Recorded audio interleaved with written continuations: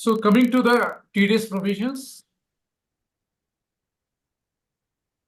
TDS provision में हमें परिवार में हर साल वृद्धि होती है, तो एक नया परिवार आ ही गया है।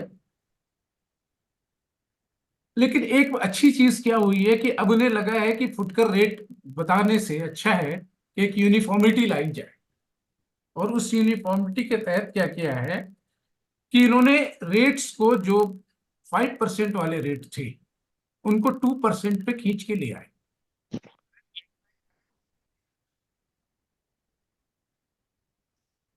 तो अभी आप हम लोग बात कर रहे हैं कुछ प्रोविजंस की, कि जो 194D है, 194D पे प्रेजेंट रेट ऑफ टीडीएस है 5%। डी क्या है? पेमेंट ऑफ इंश्योरेंस कमीशन, वो 5% से 2% कर दिया।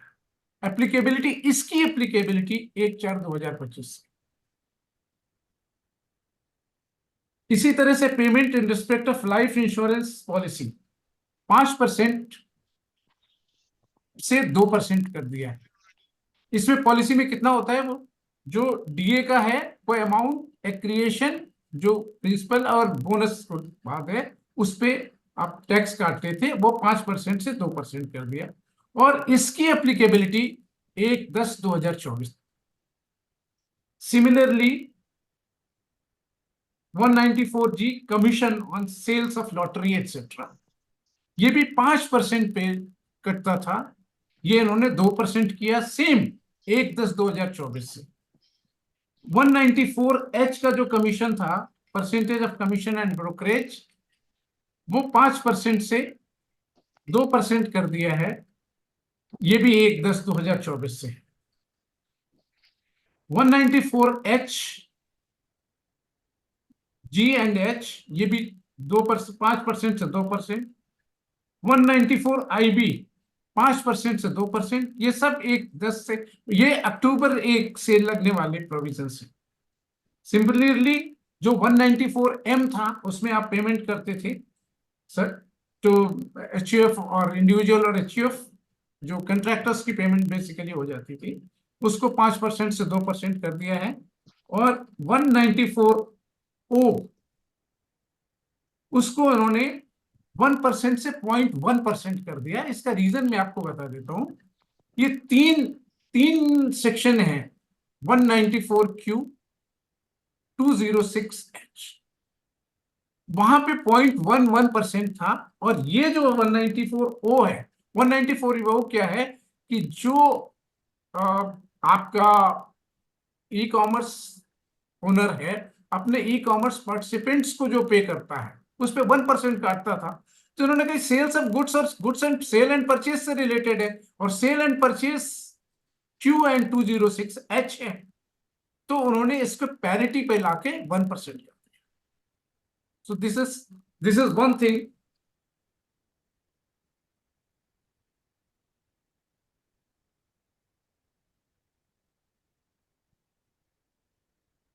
अच्छा, एक और चीज की, कि अभी क्या हो रहा था कि जब 192 का हम क्रेडिट लेते थे, टीडीएस का क्रेडिट लेते थे, तो एम्प्लॉयर हमें टीसीएस का क्रेडिट नहीं दिया करता था। होता क्या था कि हमारा टीडीएस वहां पे है, और हमने टीसीएस बहुत सारा कट गया, किसी रीजन से कट गया, बड़ी गाड़ी खरीदी, या हमने फॉरेन ट्रेवल किया, या there could be any reason. तो उन्होंने कहा नहीं साहब, ऐसा है कि इसको हम आपके, जब एम्प्लॉयर करेगा 192 की कंप्यूटेशन कर रहा है, उस वक्त हम आपको इसे कंसीडर करें। This is one. एक और एस्पेक्ट है कि जो माइनर, इसमें एक चीज वर्षा इसमें एक चीज ऐड कर दूं सर। वहां पे था क्या, 192 सबसेक्शन 2B के अंदर होता क्या था कि सर नॉर्मली आप अपनी जो दूसरी इनकम वो भी ऑफर कर सकते थे, उससे रिलेटेड जो टीडीएस था वो भी ऑफर कर देते थे, राइट। पर कई बार क्या होता है सर, कई बार कुछ टीडीएस ऐसे होते हैं जिसका इनकम से कोई सरोकार नहीं है, जैसे 194N, राइट। आपने टीसीएस का एकदम करेक्ट बताया। तो अब इन्होंने अमेंडमेंट करके, जहां पे जितना मैंने पढ़ा है, अब इन्होंने ना केवल टीसीएस तो ऐड किया ही किया जो आपने बताया सर, एनी अदर टीडीएस भी बोला है। एनी अदर है। तो what I want to say, it is not confined to only जिस जो आप इनकम ऑफर कर रहे हैं।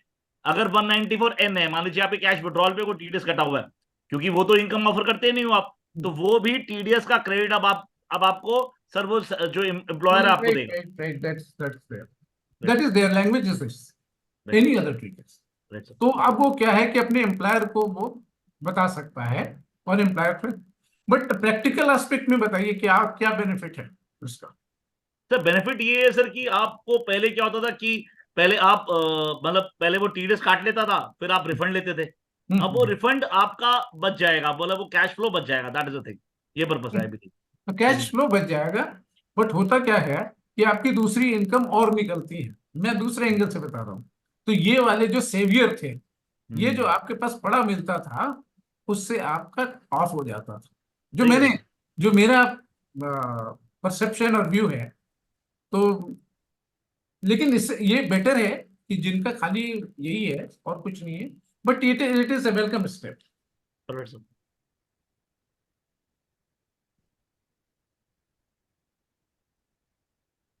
एक एक सर और क्या, 194 सी विजाविस 194 जे। हाँ 194 जे। देखिए जो 194 जे से रिलेटेड जितनी भी इनकम है, 2% और 10%, वो अगर माइनस, वो अगर वो कंट्रैक्ट में नहीं आए, दिस इज द सिचुएशन, कि अगर 2% 10% वाली कटी हुई है, तो उनको कंट्रैक्ट से एक्सक्लूड कर दिया, दिस इज, तो यू वांट टू से कि अगर कहीं पे भी ओवरलैपिंग हुई, चाहे हाँ 194 सी और 194 जे में अगर ओवरलैपिंग आई, तो ऐसे केस के अंदर sir 194 J will prevail, 194 C prevail नहीं करेगा। देखो, देखो बड़ा क्या है कि इसमें बहुत सारे जजमेंट्स हैं, बहुत सारा डिस्प्यूट आया कि ये सब ये कॉन्ट्रैक्ट है और ये प्रोफेशनल है। तो उन्होंने कहा कि जो बड़ा है वो प्रिवेल करेगा। अब आज की तारीख में क्या हो गया कि जहां प्रोफेशन है वो 10% वाला है, वो तो प्रिवेल करेगा ही करेगा। अब दूसरा 2% वाला है, तो इस एनोमली को ही उन्होंने खत्म कर दिया कि जहां आपने काट लिया 194 जे में, तो फिर वो सी हो ही नहीं सकता। ठीक है सर, ठीक है सर, ठीक है सर, ठीक है सर। एक एक प्रोविजन ये है कि जो डिलेड टैक्स का रेट है, जो इंटरेस्ट है, इंटरेस्ट रेट को उन्होंने अलाइन करने की कोशिश की, टीडीएस और टीसीएस ने। और साहब उल्टा नहीं करना चाहिए था? क्या? तो एक्चुअली सर आप इंटरेस्ट देने के टाइम पे तो 6% है 244 ए के हिसाब से, ठीक है जी। इन्होंने ये बोला कि टीडीएस में हम आपसे 1.5% ले रहे हैं, राइट, तो टीसीएस में 1% ले रहे हैं, तो हम अलाइन कर रहे हैं। तो मुझे लगता है अलाइन उल्टा करना चाहिए था कि सर आपका बोलना चाहिए था टीडीएस टीसीएस में हम 12% ले रहे हैं और टीडीएस से 18% ले रहे हैं, तो 18 को 12 कर देना चाहिए। आपकी आपकी बात सही है, लेकिन यहाँ पे मैं दूसरा प्रोविजन पे आ जाता हूँ। हाँ जी। आप क्या कर रहे हैं कि जब आपका वो क्या रिफंड है, देखे ना, असेसमेंट में अगर रिफंड आपका है और आपकी असेसमेंट चल रही है, और वहां पे वही 263 वाला लाए हैं, if it seems that it is prejudicial to the revenue, तो आपका इंटरेस्ट विदहोल्ड करेंगे कब तक? 60 दिन तक, जब तक आपकी असेसमेंट कंप्लीट ना हो जाए। हाँ सेशन उस 240 पीरियड में आपको इंटरेस्ट नहीं देंगे। नहीं मिलेगा, सही है, एकदम ठीक। ठीक है, ठीक तो मतलब अभी क्या है कि उनका ये है कि आपको देना तो मुझे सबसे कम से कम है, है। आपसे लेना है। तो मैंने यही तो इनिशियल स्टेज में क्या कहा था, उन्होंने क्या कहा कि मुझे रेवेन्यू एक्स्ट्रा कलेक्ट करना है, और आपके हाथ में पावर ज्यादा देनी है कि मार्केट को आप इंड्यूस करो, मुझे, मेरे को पैसे दो। तो ये आपकी बात सही है कि कम होना चाहिए था 18%। मैं, मेरा अपना मानना है, मैं हमेशा पेनाल्टीज के बारे में जब आपसे कभी बात की है, तो मैं यहाँ पर उस चीज को शेयर कर रहा हूँ कि जो आईआरआर होता है, वो हमारी कंट्री का आईआरआर 18% नहीं है। नहीं है सर, हमारे नहीं है। पास जो टैक्स कटा, अब हम tax, interest, fees and penalty, अगर इतनी चीजें हम मान के चले, तो ये 100% से ऊपर कई बार निकल जाता है। और अभी अभी जब डिस्कस करेंगे सच एंड सीजर, तो उन्होंने कहा कि हम 50% पेनाल्टी ले लेंगे, हम्म। तो 60 हो गया, 90 हो गया। तो मतलब मैं ओवरऑल बात कर रहा हूं कि उनका है कि maximisation of revenue, and welfare state का कभी भी सब्जेक्ट मैक्सिमाइजेशन ऑफ रेवेन्यू नहीं होता है, but in the past couple of budgets we have seen the maximization of revenue has been the goal. चलिए, और ये तो हम लोगों ने डिस्कस कर लिया 190/40 जी। 206F में जहां पे कार वगैरह की थी, कार की सेल 10 लाख से ऊपर है, उन्होंने कहा कुछ भी आप खरीदो, मान लीजिए पेंटिंग आप खरीद लेते हैं 20 लाख की, तो भी आपको, आई मीन एनीथिंग। तो अब आपका तो टीच, मतलब मुझे एक बात, जब मैं पढ़ रहा था मेमोरेंडम स्क्रीन द बिल तो बोल रहा है लग्जरी गुड्स, ठीक है जी। और अगर आप सेक्शन में जाएंगे तो वो लिखा हुआ goods as notified by the CBDT या फिर central government as a case में भी, जो भी लिखा हुआ उसमें, राइट। अब मेरा क्वेश्चन ये उठता है, अगर वो लग्जरी गुड्स कह रहे हैं तो luxury goods in what context? Possibility है आज एक मान लीजिए कोई घड़ी है से टाइटन की है, वो बहुत ही, अगर मान लीजिए लिमिटेड मीन्स वाला व्यक्ति है, उसके लिए टाइटन की घड़ी बहुत लग्जरी हो गई उसके लिए। और फॉर अगर एक कोई ठीक ठाक बंदा, वो कहेगा यार नॉर्मल घड़ी है। अब आज जो अभी 2-2 करोड़ रुपए घड़ियों की गिफ्ट मिले हैं लोगों को, फॉर देम जिन्होंने गिफ्ट बांटे हैं, उनके लिए ये स्मॉल चीज है, छोटी चीज है। पॉसिबिलिटी है जो मिडिल क्लास फैमिली है उसके लिए इज अ लग्जरी। तो क्वेश्चन उठता है लग्जरी गुड्स का मतलब क्या है, मतलब नहीं, वो in context to home. Benchmark उन्होंने वही कहा है कि 10 लाख से ऊपर वाली, जैसे आप कार के लिए है, उसको उसी कैटेगरी में रखा है। परिवार एक है, तो एक फैमिली में एक तरह के लोग रहते हैं ना, समझ गया, समझ गया, बर्ड्स ऑफ ठीक ए है। Feather flock together. तो आइडिया ये है कि 10 लाख से नीचे वाला लग्जरी नहीं है। कार में भी है, तो ये इसमें है। अच्छा, सेल ऑफ इमूवेबल प्रॉपर्टी में वहां पे इशू है। सेल ऑफ इमूवेबल प्रॉपर्टी में 2-3 इशू आ रहे हैं। एक तो मान लीजिए आपका, एक तो पर्पस के लिए, इस पर्पस के लिए आपका जो स्टैम्प ड्यूटी वैल्यू है वही है, number 1। Number 2, 1 buyer 2 seller, 2 seller 1 buyer. अब उन्होंने इस कहानी को खत्म कर दिया। उन्होंने कहा कि भैया ऐसा है कि टोटल वैल्यू ऑफ प्रॉपर्टी, अगर प्रॉपर्टी एक है तो उसमें कितने भी सेलर हो, कितने भी बायर हो, if it exceeds 50 lakhs you have to deduct tax even for all the purchasers। Suppose आपकी 55 लाख की स्टैम्प ड्यूटी वैल्यू है, 49 lakhs या 48 lakhs की आपकी सेल है, एक्चुअल सेल। तो ऐसे केस में आपको, और 3 बायर हैं, कॉम्प्लिकेट कर रहा हूं मैं, 3 बायर हैं, तो तीनों काटेंगे। नहीं कौन साहब, इस पे तो मेरे को, मेरा जो वर्जन था, हो सकता है मैं गलती हूँ, मेरे को तो ये लग रहा था जहां पे तो कंसेशन वैल्यू 50 लाख से ऊपर क्रॉस कर रही है, राइट। एग्रीगेट के हिसाब से मान लीजिए आप हो गए, पंकज हो गया, और मान लीजिए सचिन भुटानी जी हो गए, आप तीनों मिला के एक प्रॉपर्टी परचेज कर रहे हैं से 25-25 लाख रुपए की, 75 लाख रुपए की प्रॉपर्टी है मान लीजिए। या फिर आप अकेले बाय कर रहे हैं, सेल करने वाले हम 3 हैं, मैं, पंकज और सचिन सचिन भैया, राइट। तो उन्होंने बोला आपको एग्रीगेट देखना है, वो बात समझ में आती है। पर माय क्वेश्चन इज, जो आपने क्वेश्चन उठाया, लेट अस से माय नेट कंसेशन इज, जो नेट जो कंसेशन है वो 50 लाख से कम है, स्टैम्प ड्यूटी वैल्यू मेरी 50 लाख से ऊपर हो रही है, तो ये हिट होता ही नहीं है। देखो ऐसा है कि for the purposes of this transaction value की स्टैम्प ड्यूटी वैल्यू आएगी, स्टैम्प ड्यूटी वैल्यू आएगी। Okay, there is a now नहीं उन्होंने ये there's बात some 194 reference आई is में, there। 194 आई में ये बात लिखा है कि सर की जो आपकी जो ट्रांजेक्शन वैल्यू है वो स्टैम्प ड्यूटी वैल्यू है। स्टैम्प ड्यूटी वैल्यू, अच्छा, okay, stamp duty value check, ठीक है I've सर। seen that। तो इसीलिए मैंने उस पॉइंट को कंसीडर किया हुआ है कि जहां स्टैम्प ड्यूटी वैल्यू हो गई आपकी, तो उस केस में आपको काटना है। अब ये 50 से नीचे, लेकिन कल अल्टीमेटली क्या ऑब्जेक्ट क्या है, अब तो 50 लाख की प्रॉपर्टी कितनी रह जाएंगी, तो उसमें काटना सभी का है।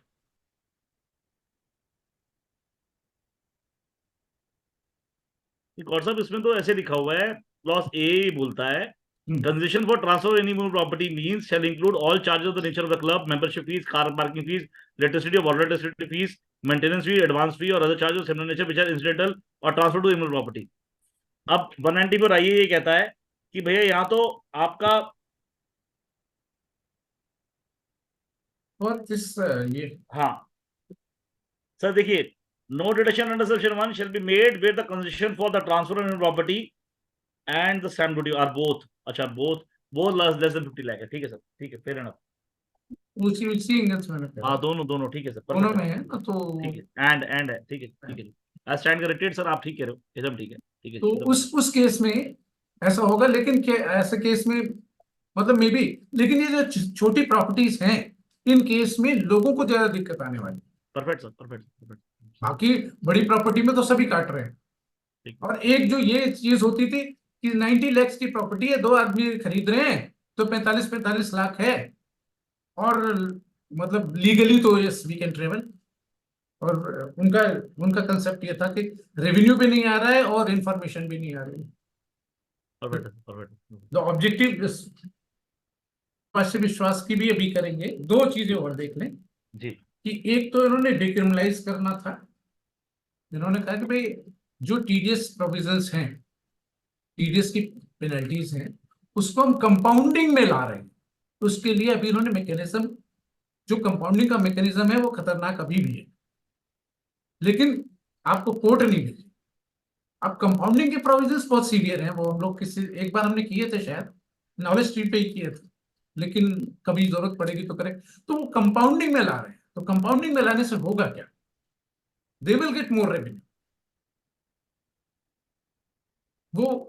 और कोर्ट में जाने के बाद कुछ नहीं होता, 10 साल के बाद हो सकता है उसे 3 महीने के लिए अंदर जाना पड़े, मुझे क्योंकि उसको मिनिमम रिक्वायरमेंट है।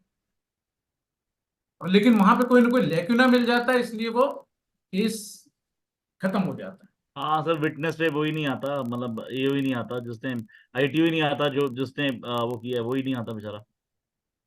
एक और प्रोविजन जो जो उन्होंने किया है कि सब लोअर डिडक्शन 197 में जो है, वो लोअर डिडक्शन के लिए हम जा सकते हैं किसमें? 194(206) 194(q)(206)H, मतलब सेल परचेज में, चूंकि बहुत थोड़ा होता था, फिर भी वो वॉल्यूम तो बहुत ज्यादा हो जाता था, तो उन्होंने कहा कि उसमें आप लोअर डिडक्शन में जा सकते हैं। और ये जो टाइम लिमिट है, time limit for correction of the statement, एक तो उन्होंने कहा 6 साल के बाद आप किसी इश्यू को ओपन नहीं कर सकते, और 6 साल दूसरा प्रोविजन उसी के साथ लगाया कि आप 6 साल के बाद रिवाइज नहीं कर सकते। और जो पेनल्टी है, वो पेनल्टी जो 6 महीने बाद लगनी थी, वो उन्होंने कहा कि 1 महीने के बाद से लग जाएगी, टीटीएस की जो रेट, जो स्टेटमेंट फाइल कर। तो इस तरह से कुल मिला के थोड़ा सा इम्पैक्ट ये पड़ा कि जो पीरियड है, एक तो वो 6 साल कर दिया, उन्होंने क्लीन कर दिया। 6 साल बहुत होता है, अब तो जब आपके पास सब डिजिटलाइज मैकेनिज्म है तो 6 साल बहुत है। वर्षा, बहुत अजीब सी बात नहीं हो गई? आप देखो, जिसकी असेसमेंट होनी है, लेटर से मैंने आपका टीडीएस काटना था, राइट, मेरे लिए तो 6 साल कर दिया, जबकि प्राइमरी लाइबिलिटी मेरी नहीं है, मेरी वाइकरस लाइबिलिटी है, काइंडली अप्रिशिएट, हाँ राइट। और जिसकी लाइबिलिटी है उसका 5 साल 3 महीने। ठीक बात, ठीक अब बात। अब अजीब सी बात हो गई सर, जिसने टीडीएस काटा था, जिसकी सेकेंडरी लाइबिलिटी है, जिसकी वाइकरस लाइबिलिटी है, उसकी तो 6 साल, और आपकी जिसकी इनकम थी, जिसने उस पर टैक्स दिया उसके 5 साल 3 महीने। बहुत बिल्कुल अजीब सी आयरनिकल नहीं हो गया सर थोड़ा सा? है, बिल्कुल बिल्कुल ठीक बात है। यूनिक चीज है कि उन्होंने सोचा नहीं है ना, 6 साल जाना क्यों चाहिए था, जब उन्होंने अभी अभी एक होमवर्क किया है, जब इसमें 198, 197, 190, 149 के है, तो पता नहीं इसमें 6 साल कैसे उनको दिमाग में आ गया, दिमाग नहीं लगाया गया हो।